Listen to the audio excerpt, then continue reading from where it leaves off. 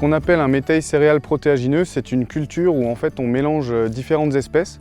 On va avoir une partie de céréales, donc là on a du triticale et de l'avoine, et une partie de protéagineux, donc ici c'est du pois qui est cultivé. Ce mélange il se complète, les céréales vont apporter plutôt l'énergie et les protéagineux vont apporter plutôt la protéine et l'azote pour l'équilibre de la ration des animaux. On peut récolter les métails en fourrage, donc ça va être valorisé en enrubanage ou en ensilage, ou bien en grains.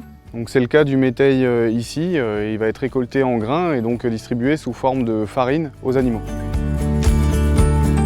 Alors je m'appelle Philippe Routet, j'habite à Neuvy-Saint-Sépulcre dans l'Indre. Je suis éleveur, naisseur-engraisseur. J'ai intégré le réseau Défi en 2016, c'était une volonté personnelle et puis on a créé ce groupe. Notre but c'était d'être autonome et d'acheter le moins possible d'aliments et de baisser nos herbicides, enfin tous nos pesticides en général. Un des avantages agronomiques du métail, c'est le fait d'être un mélange d'espèces qui lui apporte une grosse couverture au sol.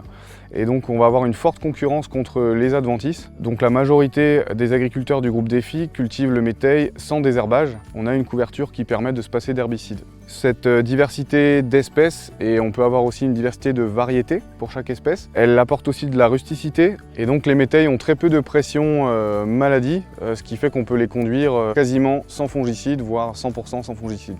On a dans le métail différents types de racines, des pivots, des racines plus fasciculées, ce qui fait que les plantes ne se concurrencent pas entre elles et qu'on va avoir aussi un effet structurant dans le sol. Donc le métail est intéressant en rotation, par exemple avant ou après une autre céréale. Au niveau herbicides, pesticides, j'ai réduit de au moins 80%. Je ne traite plus que 14 hectares sur 40. Le soja que j'achetais avant, j'ai réduit de 50% puisque je produis des protéines sur mes 26 hectares, donc c'est une grosse réduction. Et mes engrais azotés ont été réduits aussi de pas loin de 50% parce que les protéines, elles prennent l'azote de l'air, elles n'ont pas besoin qu'on leur en apporte. Donc on réduit d'une pierre 3 coups presque.